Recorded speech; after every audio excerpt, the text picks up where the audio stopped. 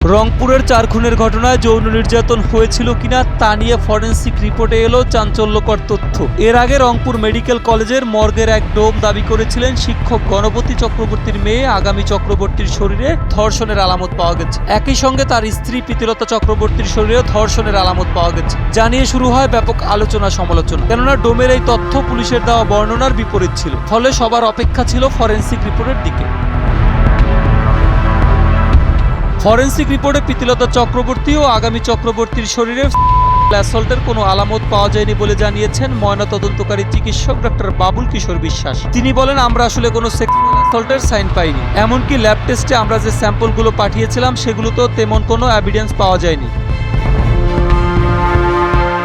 তবে রংপুর মেডিকেলের সেই ডোমের বক্তব্যের বিষয়ে ডাক্তার বাবুল কিশোর বলেন, ভ্যাজাইনাল সোয়াব নেওয়ার সময় তার মনে হয়ে থাকতে পারে যে পরীক্ষায় রেজাল্ট আসতে পারে। জীবন অবাক না করলে কে করবে? 28% মিল্ক ফ্যাটের অবাক করার সাথে ফ্রেশ মিল্ক পাউডার। জীবন অবাক করুক প্রতিদিন। হয়তো সে কারণেই সে এমন কথা বলেছে, কিন্তু পরীক্ষায় ধর্ষণের কোনো আলামত পাওয়া যায়নি। চিকিৎসক আরো বলেন, 4টি মরদেহে বিভিন্ন ধরনের আঘাতের চিহ্ন পাওয়া গেছে। সব কয়টি মরদেহের গলায় দাগ ছিল।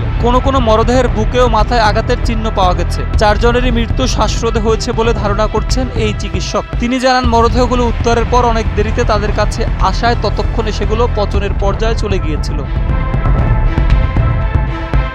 মরদেহের মুখ কালো হয়ে যাওয়াকে কেমিক্যাল দিয়ে ঝলসানোর বিষয়ে ময়নাতদন্তকারী চিকিৎসক বলেন, এটি পচন প্রক্রিয়ারই একটি অংশ। বলেন, যে অংশটা এক্সপোজ থাকে সাধারণত সে অংশটা আস্তে আস্তে কালো হয়ে যায় এবং পুরো বডি আস্তে আস্তে পচনের প্রক্রিয়াতেই কালো হয়ে যায়। এটার মধ্যে কোনো অ্যাসিড ঝলসানোর কোনো কিছু নাই। সাইফুল ইসলাম, NPV।